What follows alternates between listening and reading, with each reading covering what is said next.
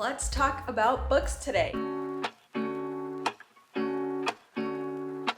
So these are my 10 must-reads, my top 10 favorite books that are very near and dear to my heart, and ones that I recommend through and through. Let's start off with the first one. I have them all here besides one because I don't own it, but I'll talk about that one at the end. Hopefully I don't forget.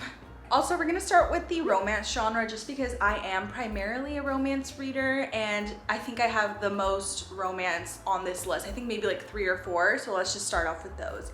First one being Yours Truly by Miss Abby Jimenez. This book changed my life. Not in the sense of I feel like I learned anything crazy, but in the sense that I now know what a great romance book is. I've read so many and I just think this one is far beyond all the other ones. I just think the actual romance, the realistic aspect, because adult relationships are not straightforward. They can be messy.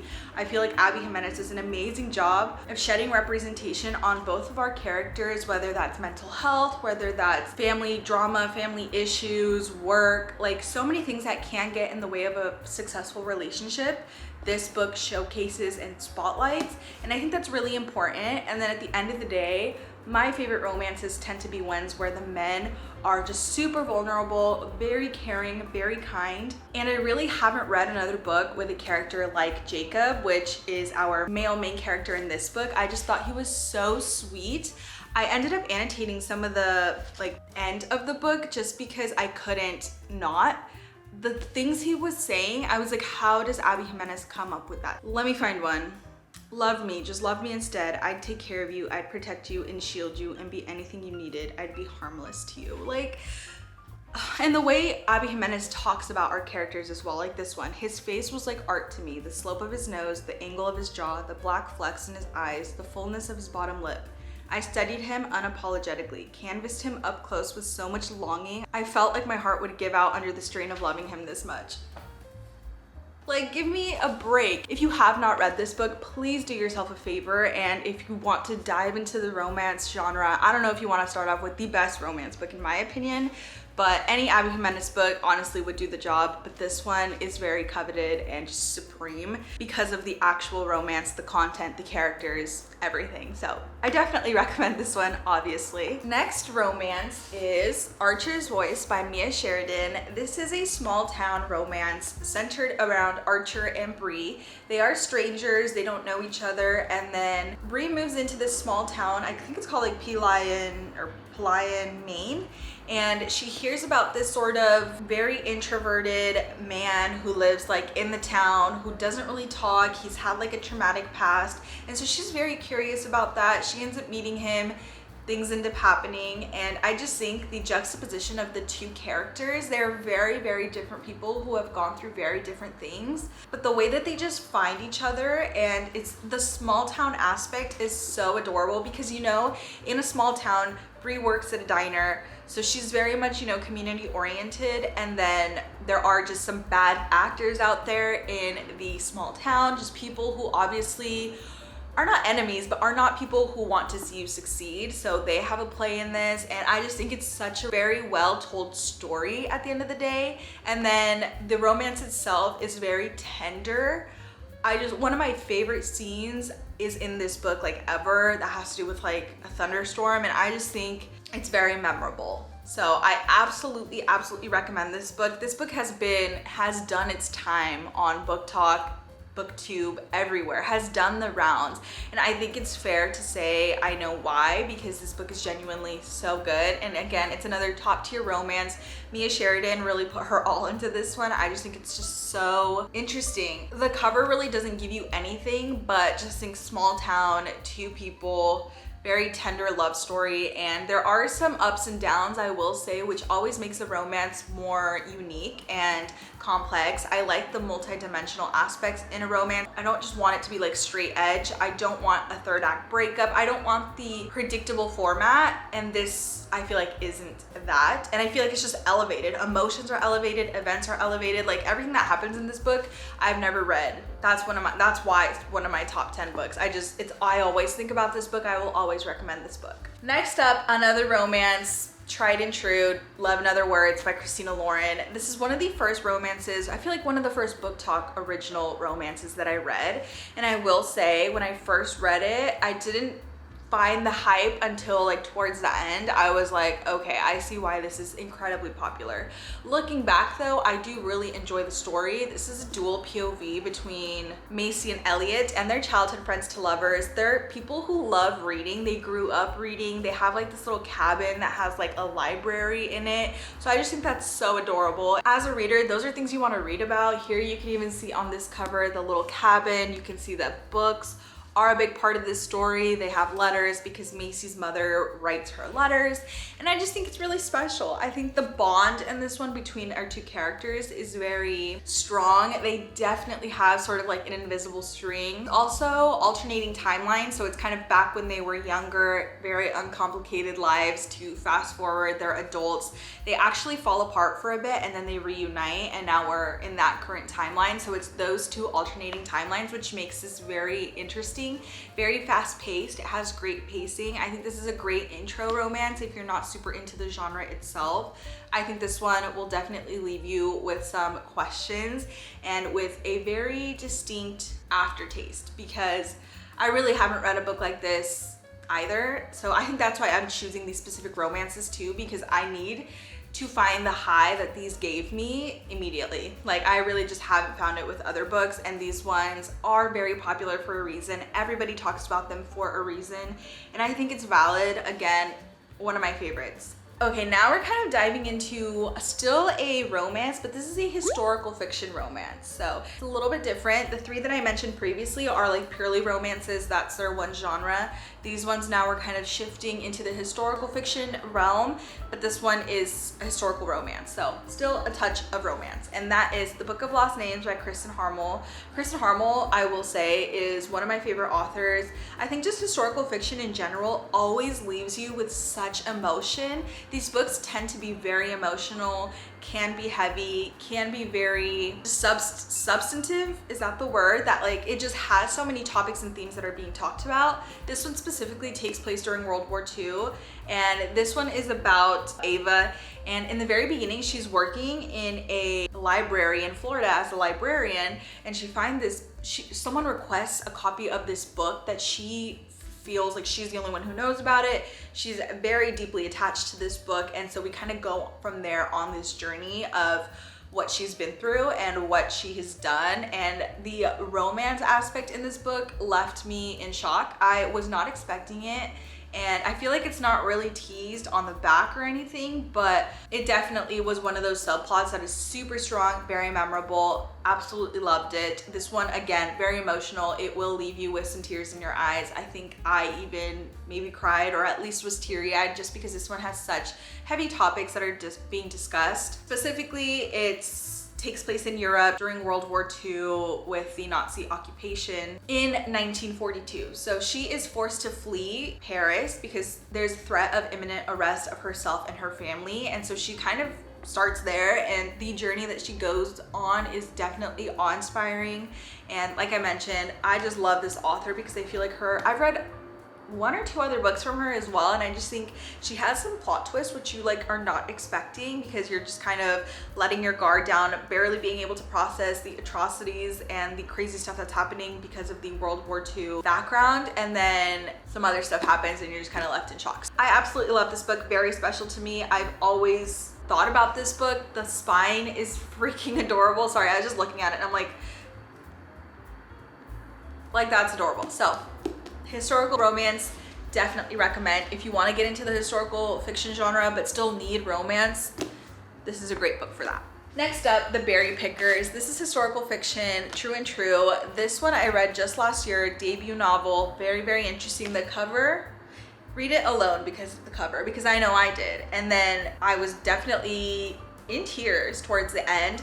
This one is just a historical fiction book that I feel like has great pacing. When you think it's gonna let down, something crazy happens and it engages you, keeps your attention. This is a harrowing tale of an indigenous family separation. Basically, this takes place in July of 1962, centers around a family of blueberry pickers. And one day, the older brother finds out that his 6-year-old sister Ruthie was kidnapped. And so she's never to be found again. We get dual POV of the brother, I believe. His name is Joe. And then the separate POV is a girl named Norma who has a family, and she's kind of has these like deep trauma memories that she always thinks about, and then the family tries to deny them. It's a very interesting relationship between her and her mother, because obviously it's your mother, you want to trust her, you want to believe her, you want to love her, but there's just something about her memories that are very, very traumatic. And Norma is in Maine. She's the only child of this affluent family, so she really doesn't have like siblings to relate to. But with just that being said, I absolutely recommend this book. I still think about this book. I feel like there were one-liners and quotes that just will have you like floored because they're so meaningful, and they definitely pack a punch. For this being a debut novel, it just left me in awe, and I will now be seeking anything Amanda Peters writes. Next up is actually my favorite book of 2024, and probably one of my favorite books ever, if well, obviously because it's in this video, but I think this might be like top 3 favorite book ever. And that is The Great Alone by Kristen Hanna. This is historical fiction, takes place in remote Alaska. This is about Lenny and her family. Lenny struggles with a lot because of what her family has gone through, specifically her dad. He is a veteran of Vietnam War, and he's a very different, very changed man because of what he's been through. And he decides to uproot his entire family and move them to remote Alaska. And now Lenny has to kind of learn to adapt. Alaska can be very unforgiving, especially in the winter. They have to literally spend any season outside of winter preparing for winter because it is incredibly unforgiving. It's very hostile. There's like no food unless you prepare for it all year. So they really have a lot to adapt to. And then I feel like not only that, this touches on so many different themes that are so just life in a nutshell. This touches on mental health, love, tragedy, family, friendship, motherhood, so many different themes that are very important. And I can talk about this book forever, but I'll leave it at that. It is chunky. I read this book in 2 days because Kristen Hanna is an amazing author. Her writing is just super flowy, great pacing. You will not be bored reading this. Absolutely loved it. It made me emotional as well. What can I say? Camera was overheating, but we're just gonna power through. Next up is The Kite Runner. It's another historical fiction book, and this one I read years ago. The trauma that this book will give you, but I just think it is such an important read. This book takes place in Kabul, Afghanistan, which is not a place that I feel like very many books, at least that I gravitate towards, are taking place in. So it's definitely interesting reading about a whole new landscape that's obviously very real, and the political turmoil in these countries, what's happening, how it affects the individual citizens. I will say, please check trigger warnings for this book because there are some topics in here that can be very triggering. But with that being said, the story told in this book is so unlike any other. Honestly, just when you think you're fine, you're not fine. Just when you think we're past the worst of it, we're not.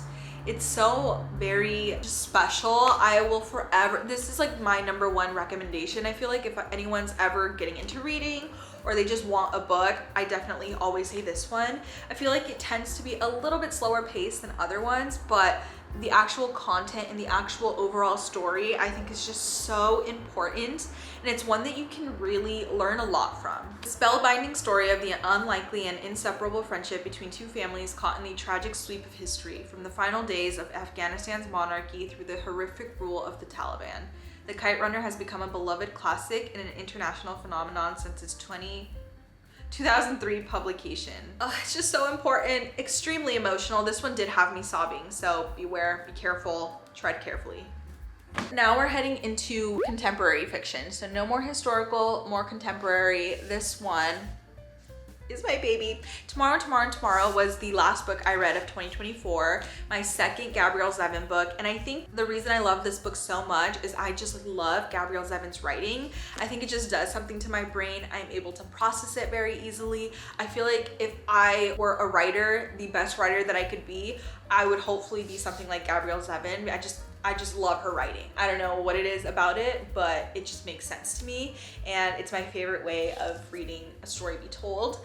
Now, this is about friendship. This is about Sam and Sadie. They built a video game together, and obviously Sadie's a woman, Sam is a guy, so there are very interesting and just singular experiences that they have together and apart. They are trying to navigate their friendship through crazy success, through the downs, through everything. And so that's really interesting to see. Then we have other characters that come into play that become just as integral to their story that you really get attached to. There's crazy things that happen that you just do not expect. You can't help but like have a jaw-dropping moment. This is definitely not mundane, but it's not crazy, you know, things are happening, crazy plot. It's really just following these two characters through their life, through their history. We flash back to when they're younger and how their like friendship begins, through their success ultimately with their video game named Ichigo. And I definitely recommend this book. I think it is just so good. The cover is beautiful. There's a reason this book made its rounds in 2023. I think it even won like Goodreads, maybe fiction of the year, I'm not too sure, but I will forever recommend this book. I think it is just so good. And Gabrielle Zevin, big fan. Special shout out to The Storied Life of A.J. Fickery. That's the first book that I read by this author, and I recommend that one just as much. They were both 5-star reads for me. Okay, the last physical book that we have is a book that I read in January. So yeah, crazy for me to be talking about this book as one of my top 10 books of all time. But I will say I have not read a book as entertaining and fast-paced as this one in years. This is a Favorites by Lane Fargo, and I just was completely, utterly obsessed. The chaos in this book is so entertaining. You can't help but be super attached, and you cannot wait for the next page. I could not put this book down. Finished it in like a day and a half. This is very unique as well because it has like interview excerpts. So it's kind of the story of Katarina and Heath, who are two professional figure skaters, and they have a very crazy journey together. The interview excerpts are people around their lives, not them, people around their lives who know them, who've coached them, who've befriended them, telling their story and kind of looking back and saying, you'll never guess what happens next. Then this happened, like, it's such an interesting way of storytelling that you cannot help but be super just intrigued the entire time. And the actual content itself is literally ups and downs, turns, like you will never ever expect where it's going next. So I absolutely recommend, if you have not picked this up yet, definitely make it a priority to read it this year, because I just think it's probably going to be one of the best books of 2025 if I could predict, which is crazy because it literally came out in January. Last but not least, I have one more book that is very near and dear to my heart, and I just think it's so important for it to be read, and that is Know My Name by Chanel Miller. This is a memoir, which is very interesting, I feel like, to choose as one of my top 10 books of all time. But this is about the unnamed woman from the Stanford sexual assault case. And if you heard about it, I know I did growing up, and just seeing that there was a memoir with the person who lived this experience was so extremely powerful. It is very educational and eye-opening just to see the story that she tells, her story, what she has to go through the legal system, and just trying to live her life after this happened to her. And it's just so, it's very emotional, obviously, check trigger warning. I absolutely recommend this to anyone and everyone. I think it's so powerful. It is so meaningful, so educational. The fact that she did write this book is so important, and it's worth a read. I don't really have any other words besides I absolutely recommend, and I think everyone should read it. That is it. Those are the 10 books that I absolutely love. They're the top 10 books of all time for me specifically. Maybe this will change in the coming year, who knows, but I hope you guys enjoyed, and I'll catch you guys in my next video. Bye.